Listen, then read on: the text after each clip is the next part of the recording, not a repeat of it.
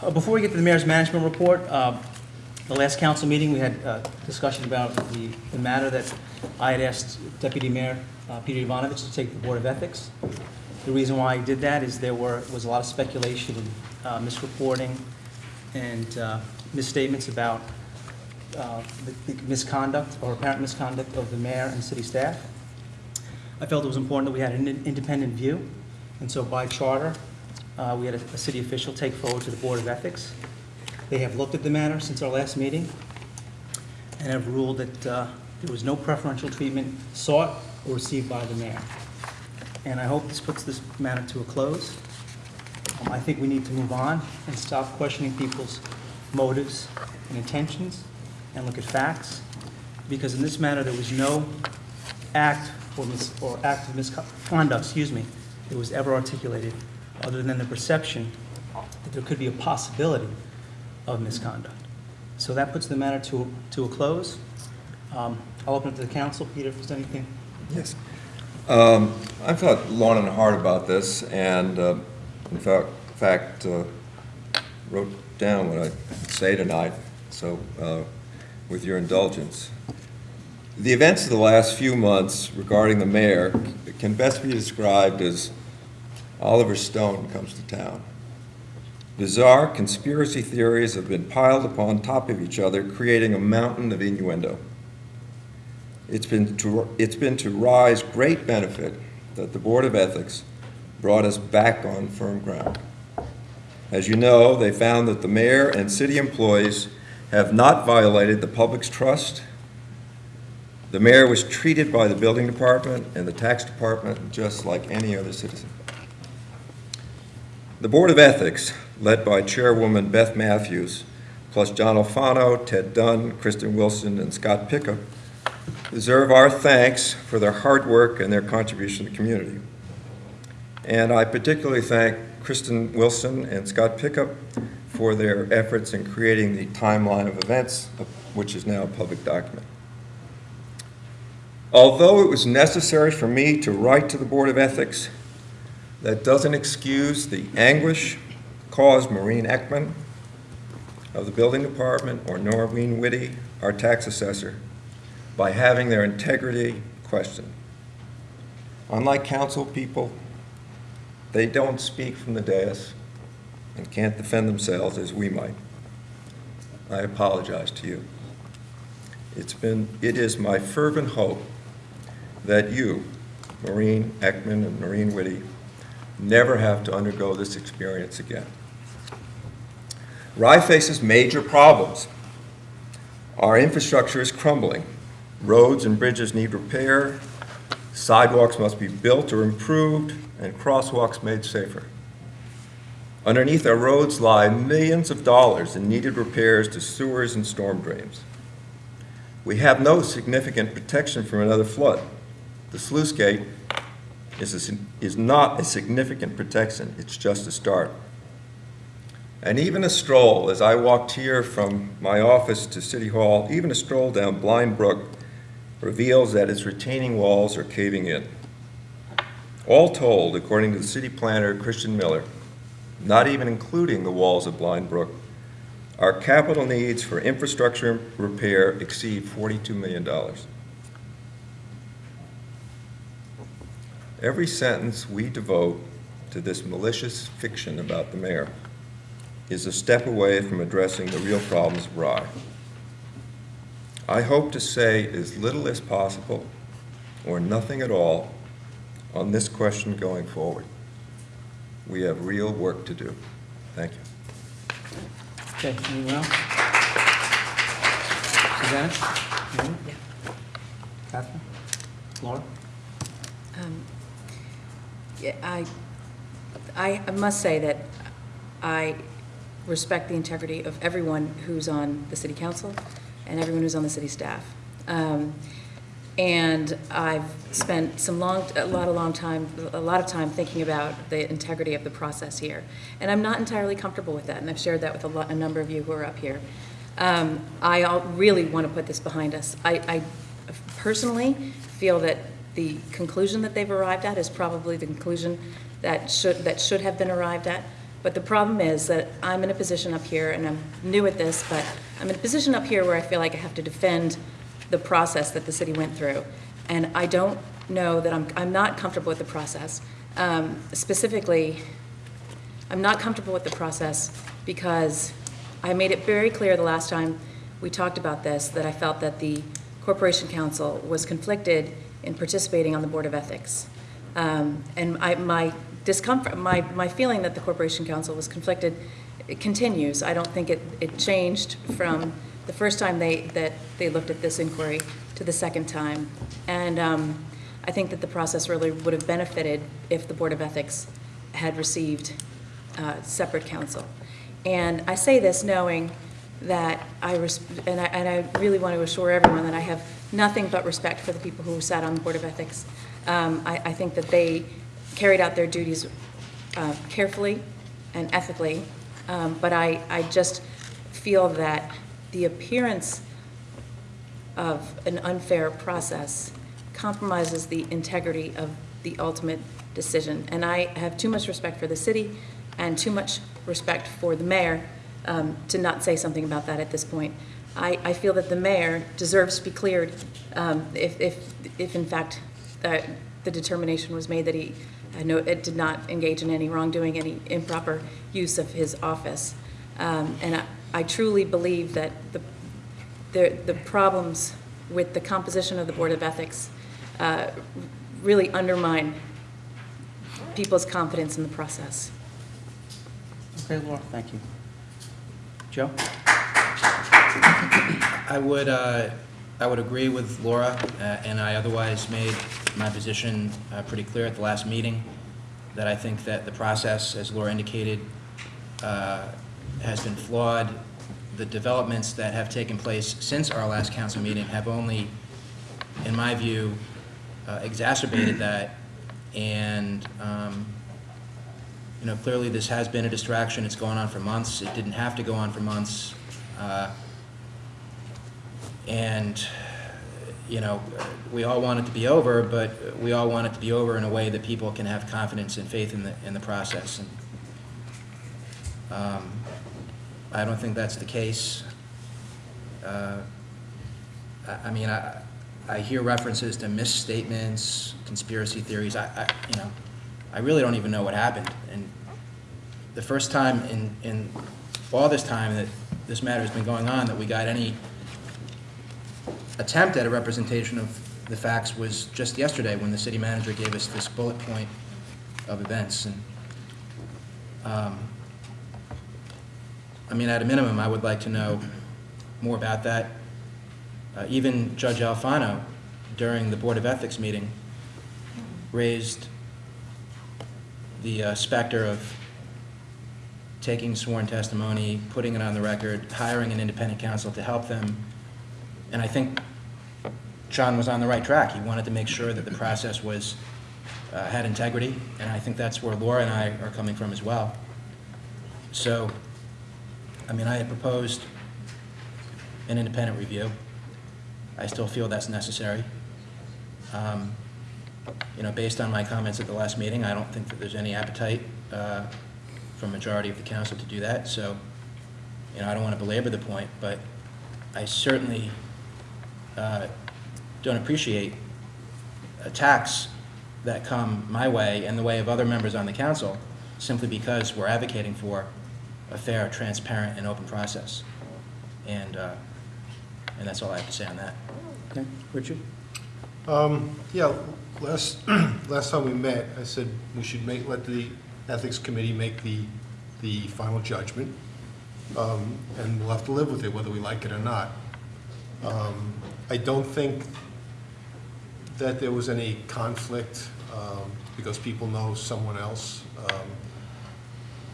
This is a small town, everybody's going to know somebody or somebody else who knows somebody. So that's not necessary conflict. I also stated that if they felt that there was a conflict, that they should be the ones to decide what to do. We are here as a legislative body, not an investigative body. The City Council is here to legislate, not to investigate. So it's up to them to decide and provide us with the written facts as they find them. if you still, my colleagues still feel that it's very important to get an outside counsel, you can pony up the money. I'd be happy to pick one out for you. I have 3 people I can know that have no dealings whatsoever with the city of Rye. So if you want to give the money to Scott, I'll select a couple of people. That's, Thank you. Susanna? Just one last little comment is I think very much so we need to put this behind us and move ahead on the city's business. So I respectfully appreciate everything everyone has said in the process. I want to thank the Ethics Committee, and I recommend that we move ahead to get back to the tough financial business in front of our city, of getting us on back to a financial sustainable path for the future in a very tough year economically. Thank you. Okay.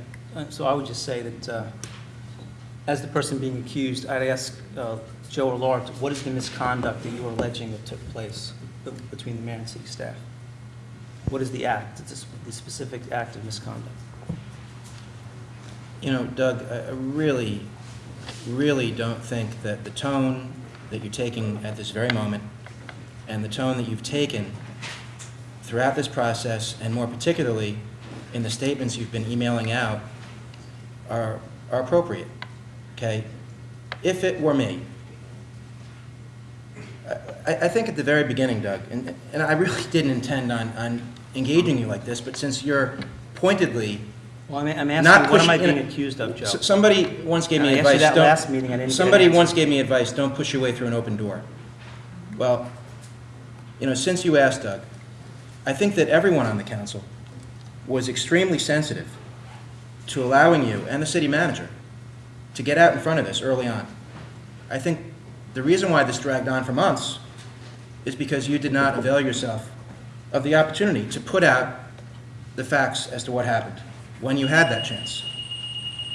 And we all sat back. We didn't jump in. We didn't pile on. We gave you the opportunity to handle it.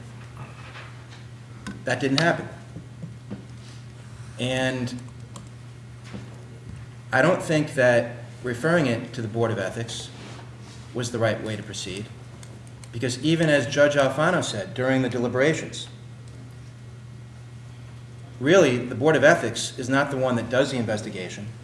Usually, the City Council presents the Board of Ethics with a set of facts, and then they opine as to whether or not there's been a violation of any ethics. I've never known what the facts are. The few things that you have ever said that I've heard are, number one, these allegations are absolutely false, okay? 2, I recall you saying at some point late at night something about Home Depot cabinets. Didn't really know what that meant. And then at some point we got this one-sentence email with an attachment of a house listing from 1992. Okay. And that was it. So I think the reason why Tartaglione was able to continue to come up here and make these allegations is because no one told him that he was wrong, and no one gave him an alternate version of the facts. And that's all I was looking for. So, you know, I don't know what's true and what's not true, Doug. I've always gone out of my way to say that these are simply allegations, okay? But when you asked me the last time, I told you, and I'll tell you again. I don't know why you want them to be repeated, but the allegations were that you had a number of violations on your house. No, I had 2 violations. Well, that's my point, Doug. Right. I mean, On December 3rd. we go from December you, 23rd. Doug, you asked me the question. Right. We go from you telling us adamantly on this dais that the allegations are absolutely false to the building department months later issuing violations. Okay, so, you know, I hope that it's clear that there were violations on the house, there are violations on the house, and that you did receive 2-star tax exemptions when you were not permitted to. Okay? I've never said that you did it on purpose. You know, I don't think that anyone's trying to, you know, question your motives or intentions, I think is what you said. You know, we have obligations sitting up here on the council, all right? And as Laura said, we're just trying to fulfill our obligations the best way we know how. Okay, so I don't think that the process played out in the best way. I don't think it played out in a way that gives people confidence in the outcome. Even the decision or the minutes of the Board of Ethics, they don't refer in any way, shape, or form to any findings or any record that was created. So we still have no idea why they decided what they decided. So, you know, I don't know why, Doug, you feel the need at this point to, again, continue to lash out at people like myself and Laura, simply because we're trying to make sure that the process has integrity, so it's fair for everyone. Fair for you, fair for us, and fair for the people. Okay, well, Just to be- can just I to be clear. respond to that, Sure. though? You still didn't answer the question. Having a building violation is not improper behavior. What was the conduct that took place between me and city staff? You know, if any one of us could have a building violation, doesn't mean that's misconduct. What is the act of misconduct that you're charging me, or that you're alleging that took place? I've never alleged anything, Doug. Well, And, then- and having a violation is not right, it's wrong. Having a violation means that there's been a violation of the housing code. Collecting 2 star exemptions when you're not permitted to collect 2 means that something has happened that shouldn't have happened. Okay, and I think that even you're acknowledging that. So, But- again, I don't understand, Doug, why you feel the need to be so combative at this point. Okay, no one on this dais has ever accused you of anything. Okay, but the allegations that were made were serious enough, and the reality that there actually were violations when you said there weren't, and the reality that you were collecting 2 star exemptions when you shouldn't have, creates an issue that needs to be addressed. We can't just turn the other way. And, you know, and for anyone up here, because they like you or are friends with you or don't want to believe anything wrong happened, for them to just walk away from it or not do their job, I think is wrong. And I think that's all Laura and I have been trying to do. Okay, well, I did address those questions. When I did say there were no violations, there were no violations. The violation came December 23rd, once the building inspector was hired in November, after the passing of Vinnie Tamburo. And those violations are 2, the written record. One is a conversion from a 2-family house to a 1-family, which took place in the early 1970s. I was in the 3rd grade. And the other is an illegal 3rd bedroom, which when you look at the housing listing, when I bought the house in 1992, it says specifically 3rd floor bedroom / storage. So this is an issue that all Rye residents face. When they buy homes and they go to sell them, that they have to go back and legalize the work. And that's all I'm doing. So the question goes back to you, Councilman Sack. What is the misconduct that you are now saying has to be investigated? First of all, this is the most I've heard you open your mouth about this in public since this first arose You can 3 ask months ago. the press, my statements, the documents I've supplied, people on this council. Doug, I don't know what happened and what didn't happen. Okay? I've So- explained what happened numerous times. Well, forgive me, Doug, for not thinking that your explanation is completely fulsome, okay? So what I would like is for an investigation into what happened. I just want to know what happened, okay? I don't know what happened, okay? I would like to believe that there is nothing wrong with what happened. But at this point, I don't know. Well, I just explained it to you. On the star exemption, we applied for, as required, our new primary residence in 2000. Now, normally, that is not removed necessarily.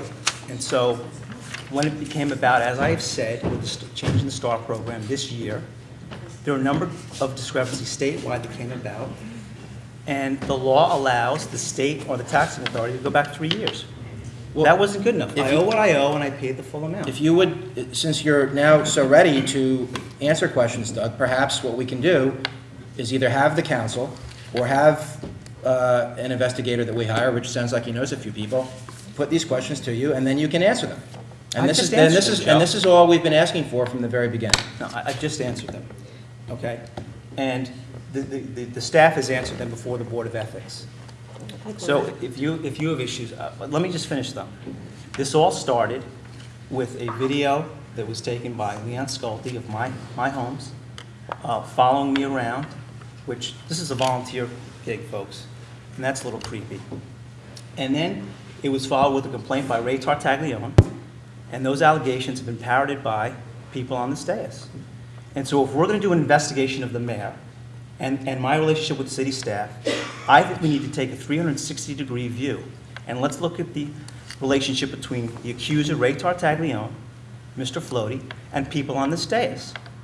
And so why is it that we have an ad during the campaign that specifically targets Councilwoman Parker and Councilwoman Gamache, paid for by Ray Tartaglione? Why is it that we haven't seen the financial disclosure statements of who contributed to certain campaigns? And were those filed properly? And the importance of campaign finance reporting. Why wasn't that done properly? And why is it a certain council person, while the rest of us are humiliated on the van, the women particularly, why is Joe Sack not on the floaty mobile? And finally, why is it when the people of Hen Island foiled the city council for emails that not all of those emails were disclosed? So if we're going to look at the mayor and the staff relationships, let's do a 360-degree review and look at the relationships between the accuser and people on this council. And then I think the people of Rye will get a full understanding. But I say we move on. This is not about motives and people's intentions. This is about Rye, where we give people the benefit of the doubt unless there are facts to put forward.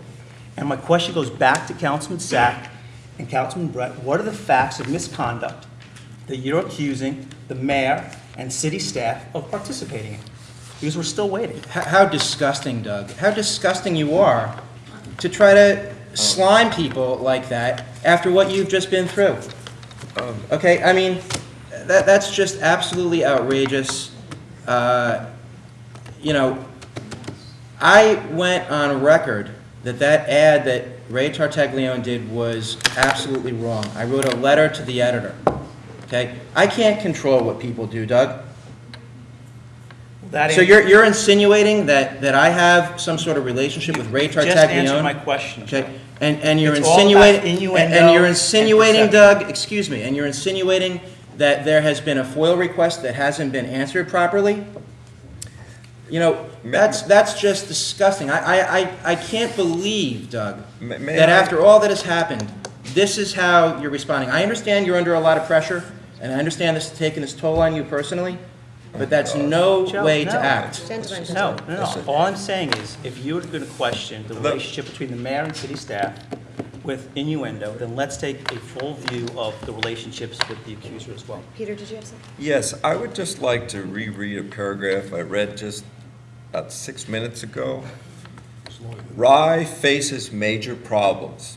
Our infrastructure is crumbling. Roads and bridges need repair. Sidewalks must be built or improved and crosswalks made safer. Underneath our road lies millions of dollars in needed repairs to sewers and storm drains. We have no significant protection from another major flood. The sluice gate is just a start. Even a stroll down Blind Brook reveals that its retaining walls are caving in. All told, according to the city planner, Christian Miller, our capital needs for infrastructure exceed $42 million. Just close by saying, again, we have real work to do.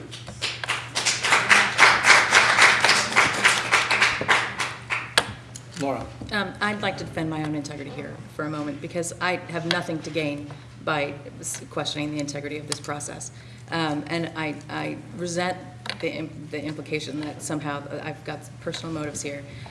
For what it's worth, I frankly think that whatever errors you made with regard to the Star Tax exemption and the building code violations were innocent errors that could happen to any person who lives in the city of Rye. That is my personal view.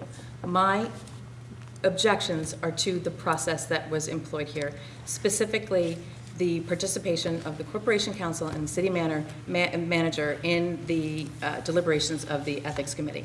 I said, and again, I felt that my own personal integrity was questioned here because I said on this dais in public that I felt that they were conflicted in the last go-round, and I think that they continued to be conflicted in this go-round. I think that it also calls into question whether or not the way that the city code sets up the Board of Ethics really functions when what you have here is not a question of whether or not you did something wrong. The question that was raised was whether or not there was a misuse of the office of mayor. The question that was raised was whether or not you were treated the same as any other citizen would have been when these errors came to light. And that question deserves a reasonable procedure for responding to it. And that's my only objection here, and that I feel that the procedure in this case was not unimpeachable, and I felt that it lacked integrity. I've done a fair amount of research, and I'm going to pass it on to the Corporation Council because I know at some point we're going to revise the city code, and I'm going to pass on to her research I've done on the composition of ethics committee and best practices in terms of codes of ethics and the composition of an ethics committee, because I think if you ask anybody who participated in the ethics committee, they may have questions about whether or not the process really worked in this case. So I will pass that along, and I will share it with anybody else on the city council or anybody who would like to see it, and I will pass that along to her. But I honestly have no agenda here except to make sure that the city's conduct in this matter was unimpeachable. I agree that we have much more important things to take care of, but the city's integrity is also a very important thing as well. And unfortunately, I felt that some of the criticisms of this process were criticisms that I did unfortunately agree with. So that's all I have left to say. Well, you know, part of my talking points were to defend the staff as well, because it wasn't an attack on the mayor. It was an attack on the building inspector and the tax assessor, and did they act improperly as well? And so I think that they need some defending, because what the record clearly shows is there was no improper behavior. So, Doug, you've taken an ugly situation and you've made it exponentially worse, and I think that you should be ashamed of yourself. Joe, really, yeah. I mean, I'm trying to defend city staff. Doug, you're trying to slime people and drop bombs, and it's inappropriate, and I resent it, and, you know, it's just completely wrong. No, I disagree, Joe. You know, when You you're should be ashamed of accused and yourself. nobody can articulate. Ashamed of yourself. No, Joe, I think. You're your supposed to be the behavior- mayor of the city, and this is how you act. It's absolutely awful. No, it's basically asking the accusers to specifically say what the charge is. I'll say what they are. No, we're moving on with the agenda. Better move on, sir. You can't answer the question, you can't answer it. Absolutely. How did I get a title report that said your house is a single family home, a legal single family home? Please, don't speak from the audience, Sir. that's inappropriate. You know, I mean, Wait for No, public come on. time. come on, let's go. All right, so, update from the Golf Club Commission on